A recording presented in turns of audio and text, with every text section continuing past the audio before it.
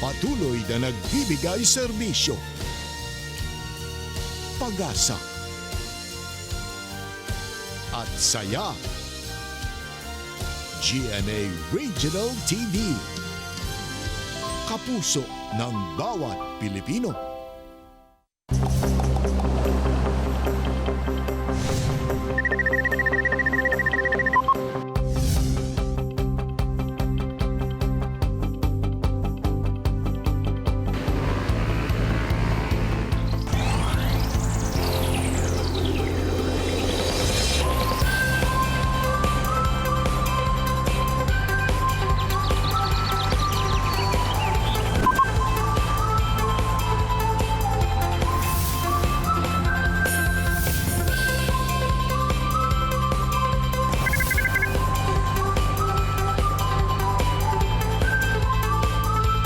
Kini ang At Home with GMA Regional TV. Maayong buntag mga kapuso all over Mindanao. Labi na sa itong mga kapuso din ha sa Nurala ug Surala sa South Cotabato Province. Say maayong buntag! Mayong buntag sa jail ato sa Migrit ug mayong buntag ang atong mga kapuso sa Tanggob City ug Sapang Dalaga sa Misamis Occidental Province. Mga kapuso sa mga mahilig mag-rides din ha. Labi na og weekend, daghan kayog mga naga-rides no, labi na din sa Northern Mindanao. Pero mas lami siguro nga mag-rides nga kauban ang imong hinigugma, kay ang uban mahimo kining hinungdan sa away. Apan kining mag-asawa sa Cagayan de Oro City nga sila John Ray ug Rimberly Idusma, parehong nahilig sa pagmotor, busa nahimo na sab nila kining bonding moment. Ato silang makauban unya taod-taod. Samtang say ato sa bisgutan ang teenage pregnancy. Unsa ba ang mga factors nga hinungdan sa pagsaka sa ihap sa teenage pregnancy sa Davao City? Ug unsa kaha ang mga interventions nga ginahimo labot niini? Kana og uban pa ang ipaklaro ni Davao City Population Division Chief Jeff Fuentes. Ug makachika sab ni Attorney Resi sa Bistalk, si kapuso actress Arnie Ross.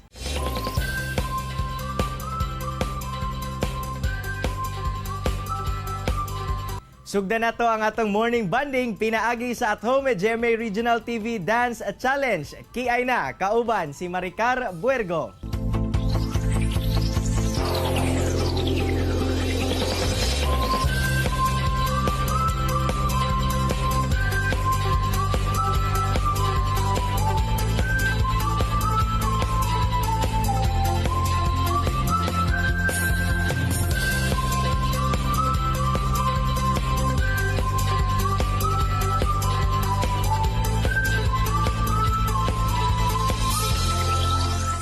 Wow, galing-galing naman!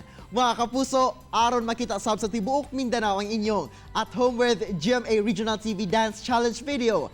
I-post lamang kini sa inyong social media account. Ug ayaw kalimti ang pagbutang sa caption ug hashtag At Home with GMA Regional TV Dance Challenge ug hashtag GMA Regional TV. Feel better at home ug sayo na mga kapuso! Mga kapuso, karong adlaw laing storya sa gugma na sabang atong hisgutan sanglit ang power couple nga ang atong makauban mas na in love sa usag-usa tungod sa ilahang banding nga pinaagi sa ilang rides gamit ang motor. Atong sayron ang storya sa mag-asawang sina Rimberly ug John Ray Idusma. Ma'am Rimberly ug Sir John Ray, mayong buntag ug dayon sa At Home with GMA Regional TV. Kamusta mo? Hi, may buntag. Okay ra. Okay ra gyapon.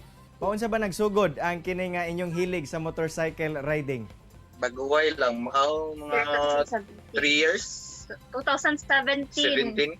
Kung nag-decide mi nga magkuha Wow, mig motor. Sa katong naana din mi motor, nagkuan din mi nangita mig club nga kanang masudlan na mo, which is kanang nga club is ga kuan gyud mga Gatabang like charity, community service. magigyan tumong ba. So pagkita na mo ang anak nga club, go. Diretso na din mi di uban-uban tayo. Kay mo man akong gusto goods pag Makatabang, gusto na mo nga makatabang. Ma'am sir, na mga instances no o mga sitwasyon nga ang asawa dili mo sugod sa iyang bana nga magmotor-motor. Pero ma'am, nganong nga nisugot ka nga mag-engage si sir sa pagmotor ug ikaw mismo pod suportado po nimo kini nga motor riding? At first gyud dili ko sugot kay madlok lagi ko kay daghang disgrasya ga sa motor ingon ana. Pero katong time na ko kung pa gito siya kanang pinugos pa gito pag-uban. Iuban na ako kalayo dato niya madok ko kung syara. So niuban ko na kuan ako nga lami man day mag-rides tapos imong kauban imo pag yung kapikas kaning kuan pug ka at least pud imong mind nga kaysa siya ra isa magbiyahe. O daghan kay mga ang atong una-una sa babay gadagan kung kinsa yung kauban kasi natin lang angkas. So ako siya isabayan sa iyang hobby kay para kaming mag-enjoy. Di ko mabilin nga naguna-una og daotan. Nablok siya So ba sa kamo mga akuan, mga asawa, uban gyud mo Para may mga kaslain. para sure. Among goal pod is nausara bali kaysa anang lahi nga hobby maglalahi ni goal kana isa among hobby so Isa ra. usara gyud ang among tumo og tingwa dayon. Asa-asa na pud na lugar ang inyong naadtuan sa inyong pagsuroy o kamusta ang inyong experience? First ride na mo sa kuan is sa Marawi.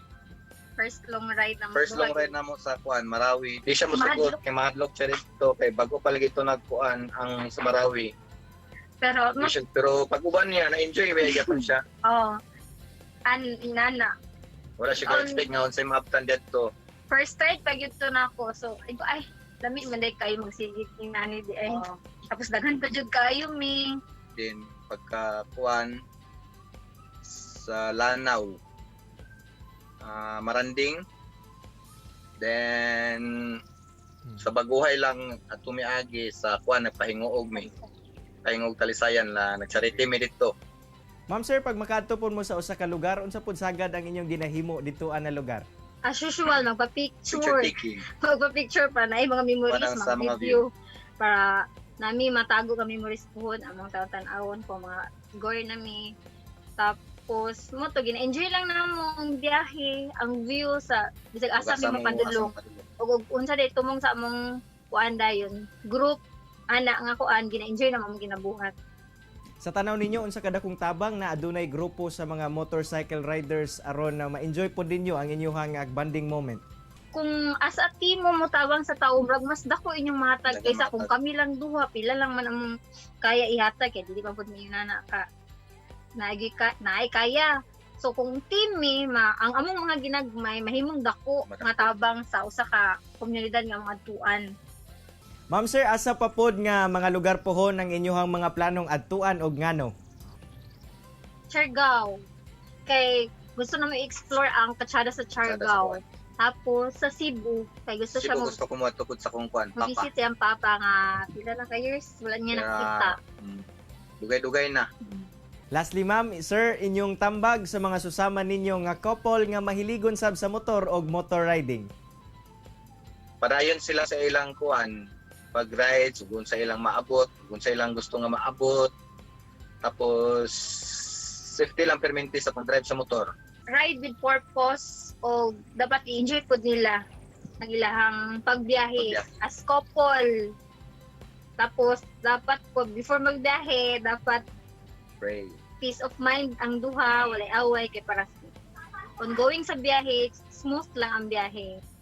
Ma'am sir, istoryahan na to gamay ang budgeting labi na kay nagabiyahe mo sa lain-lain nga lugar. Ginaunsa ninyo pag budget ang gasolina ug maintenance sa inyong motor nga ginagamit sa rides? Kada sweldo namo magahin gid mi gamay, mag-save mi gamay para sa future nga rides namo.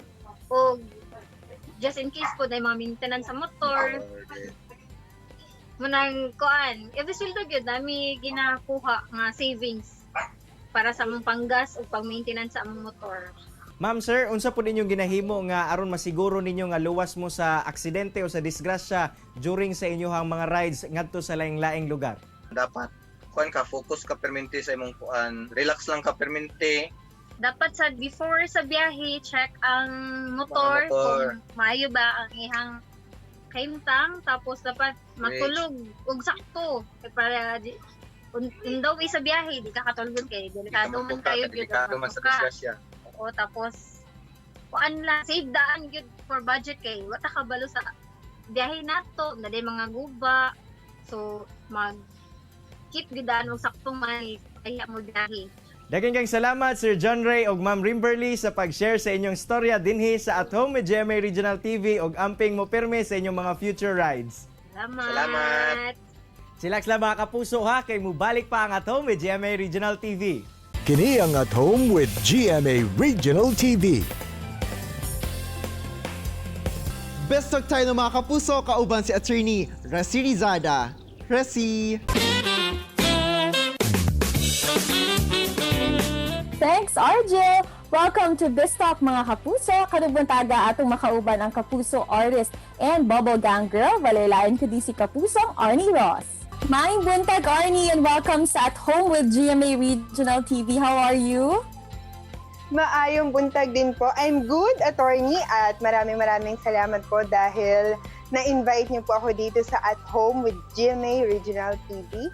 Ayan. Thank you very much for entertaining us naman. Kumusta ka na? At saka ano naman yung mga ginagawa mo nung nag-quarantine? At balita namin, firm mama ka na rin daw ngayon? Yes, opo. This quarantine po, attorney, meron po kasi akong milk tea restaurant. So, mas naging hands-on po ako ngayong pandemic dahil kailangan namin mag-survive.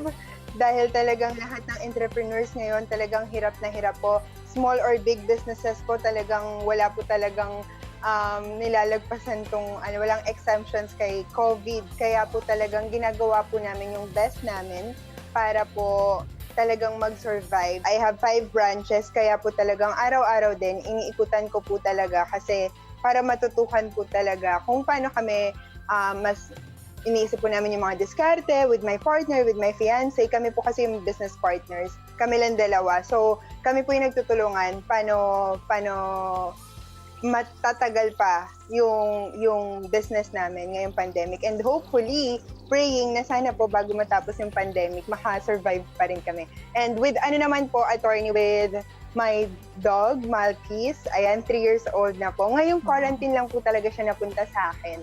We will be praying for you. I'm sure kakayanin natin yan. Kakayanin nyo yan. Miss Arnie, marami talagang na-inspire o na-mention mo nga na sa love story nyo ng iyong fiancé na si Franklin. When you shared your love story, you were tagged even as like millennial couple, hashtag relationship goals, hashtag financial goals. Ano yung mga overwhelming naman ng mga comments or best feedback na na-receive mo naman from the netizens and from your fans and supporters? Opo. Actually, we have our page din po nung may mga online fans na yung Frank Me. Nagkakaroon po ng mga fans. Nag-decide kami gumawa ng Frank Me page and Frank Me YouTube channel. Ayan, i-search nyo lang po. It's FRANKNY. Mapapanood niyo po yung story namin ng aking fiancé na si Frank. Madalas, attorney, nakakatuwa kasi nai-inspire sila. Kumbaga kami, unintentionally, nagugulat kami na nakaka-motivate kami yung iba na mag-business or mag-start lang sa mga small businesses. Tapos sasabihin nila, pangarap ko rin pong maging kasing successful ni Franklin. Kasi nag-start po kami as in from wala talaga. Tapos may mga times na dumating na wala talaga na kaming pang dun sa investment na business namin. Pero talagang mapapanood nila sa YouTube channel namin na tinry talaga namin ang tinry hanggang nakapag-branch out na kami. Ngayon lang talaga, yung challenge lang talaga is yung effect nga nitong pandemic. May mga puro sana all, attorney, sana all. Yes. Pero ang nakakatawa, attorney, parang nagiging instrument din kami to inspire other people na mahirap magka-business pero kung sisimulan mo lang sa maliit, hindi mo mamamalayan, lalaki yan ng lalaki, basta magtiyaga ka lang. Right. And isa na ako doon sa mga na-inspire ninyo. So, anyayahan natin, Ms. Arnie, lahat ng ating kapuso, lalo na dito sa Mindanao naman, na supportahan ka, panoorin na Bubble Gang, and of course, your social media platforms. Yes, nako, sa mga kapuso po namin sa Mindanao, nako, marami po kayong aabangan sa Bubble Gang dahil talaga pong mapapanood niyo na mga fresh episodes. Meron pong iba, nakashoot from home pa din. Meron rin naman pong nagsushoot na sa studio. So, abangan niyo po kung paano paghahaluin at pagsasama-samahin niyo ng post-prod namin. Kaya maraming exciting na mangyayari sa Bubble Gang. Sana po abangan niyo yan every Friday night, 10 p.m. po. Maraming salamat po. And that was Kapusong Arnie Ross. Tutok lang mo mga kapuso, kay mabalik pa ang At Home with GMA Regional TV. Kini ang At Home with GMA Regional TV.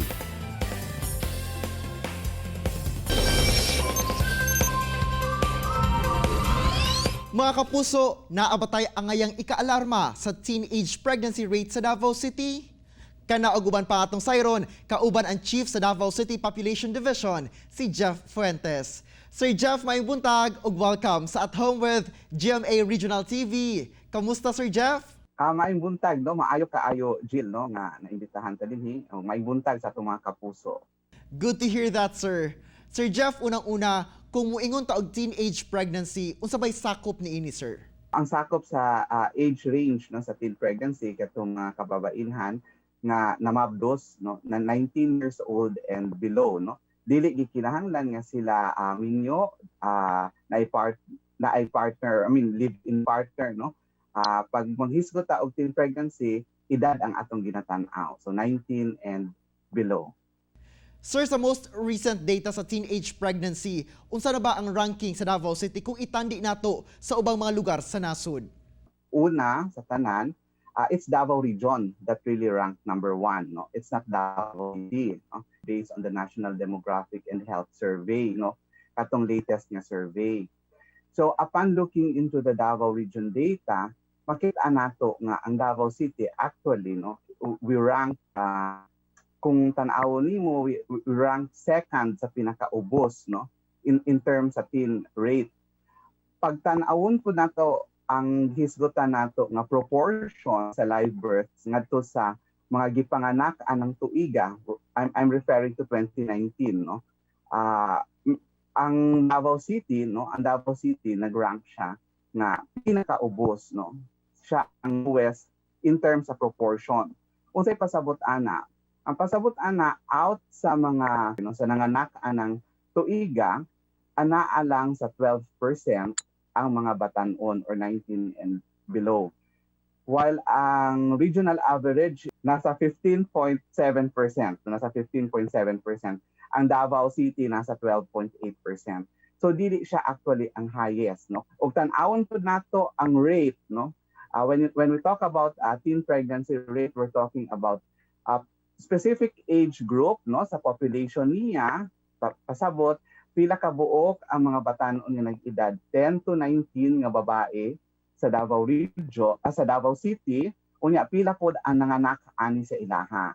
So ang atoa na ata sa 26% teen rate, while ang Davao Region average is nasa 28%.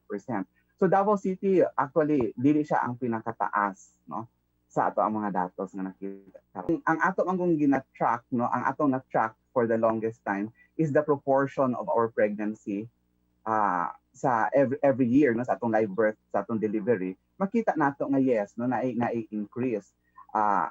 I think what is more alarming is not really the increase of proportion in terms of the 15 to 19 years old, but rather the proportion coming from 15 and below. Kato ang akong tan-aw nga importante no nga bantayanan kay taas ang iyang pag-ambak. Sir, unsa ba ang factor sa pagsaka sa teenage pregnancy rate sa Davao City? Ang mga pirmi nga mugawas no ang mga rason is actually ang kanang one is lack or the absence of parental guidance no. Kana siya dako na siya nga issue. Another ang hisgutanan natong giingon nga lack of information, kanang asa sila makakuha og sakto nga impormasyon no. So peer pressure is also one of the reason. Then culture and tradition no. Kanang gitawag nato no nga prevailing social perception regarding sex no. Sex as a dirty, something that is dirty. Anything that is associated with sex murag hugaw siya. And in turn nahimo siya nga tabu, dili siya ginahisgutan. And tungod kay di siya ginahisgutan, daghan og mga myths and conceptions no that fuel wrong sexual practices. Sir, unsa ba ang sagad nga background sa mga kaso sa teenage pregnancy sa syudad? No, so ang profile kasagaran sa ila is nagikan dito sa urban poor communities no, high population density, high incidence of poverty. So dito nato sila kasagaran nakita no. Pero dili lang sa ilahan ang actually no, ang mga kaso sa teen pregnancy naapod sa mga middle income group, naapod sa upper middle income group. What is common between the middle income group, upper middle income group, or upper economic groups, no, and katunaa sa poverty is issues on family, no. Sir Jeff, karon unsa ba nga mga interventions ang ginahimo sa ahensya sa gobyerno labot nga ining teenage pregnancy? Usa sa pinakadako nga lakang atong gibuhat mao ang capacity building, no, pagcapacitate sa atong mga health workers, sa ato ang mga allied health professionals, no, dinha sa ato ang mga tagsa-tagsa ka health facilities nga mahimo sila adolescent friendly. Kay kung adolescent friendly na ang atong mga workers, atong mga health workers, taas pud no ang chance nga mamahimong adolescent friendly ang atong facility. So kung adolescent friendly na sila, adolescent friendly ang facility, ang mga tao nga nagpadagan sa maong facility, so ang mga batanon dili na maglisod, no, dili na sila mahadlok, no. Kaya ang pinakadako nga hagit man gyud is ang access sa service. Kana moadto unta sila ba, motultol unta sila, mangayo sila tambag, magpakonsulta sila kay aron matabangan sila. Nisulod pud ta sa gitawag nato na social media campaign kay aron mas lapad, no. Sir Jeff, unsa ba kadako ang role sa mga ginikanan to prevent ang ilang mga anak nga mabuntis nga wala pa sa saktong pangidaron? Ang bata mo ra mong guna siya og kanang empty, no.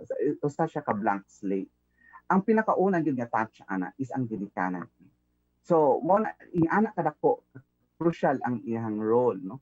Tungod kay og unsa iyang ihatag nga education sa iyang anak, unsa paghatag niya og pagpangga sa mga bata, no? Mao pud na ang mamahimong core values sa imuhang anak, no, nga mamahimong useful sa iyaha later sa iyang kinabuhi kung mag-atubang na siya, no, og mga hagit sa iya. Alright, daghan kay salamat Sir Jeff sa hinungdanong impormasyon nga imong gihatag sa ato mga kapusong Mindanawan dinhi sa At Home with GMA Regional TV. Amping sir. Salamat po, Jill, ug salamat sa tanang mga suking paminaw mga kapuso nato. Say sumala ni Jeff Fuentes nga dako gayud og role ang saktong pag-atiman ug paggiya sa mga ginikanan ngadto sa ilang mga anak sa pagkontrola sa pagsaka sa ihap sa kaso sa teenage pregnancy. Samtang Jill, sanglit parehong motorcycle enthusiast, magkasinabot gayon ang mag-asawang sila John Ray o Grimberly Edusma nga nahimo na sab nilang bonding moment. Have a safe ride always, mga kapuso. Samtang say sa laing bahin, gawas nga usa ka aktres, nakatutok sab sa iyang negosyo si kapusong Arnie Ross uban sa iyang fiancé nga partner in life na, business partner pa. Wow, ang sweet naman. Unta na inspire og nakakaton kamo mga kapuso sa gi-share sa itong mga bisita karong buntaga. Sama na lang sa panultihon ni Oscar Wilde nga what seems to us as bitter trials are often blessings in disguise. See you tomorrow mga kapuso, alas 8 gyapon sa buntag. Dinhi lang sa inyong Morning Kabanding, ang At Home with GMA Regional TV. Makita pagbalik ang atong episode pinagi sa pagbisita sa www.gmaregionaltv.com. Huwag kalimot mga kapuso, mag-subscribe sa official YouTube channel sa GMA Regional TV. Mga kapuso, always remember that God is good all the time. Ayaw sab kalimot sa pag-smile. Amping! Stay safe and healthy mga kapuso. Ako si Cyril Chavez. Kinisab si Argil Relator. Buong puso para sa kapuso!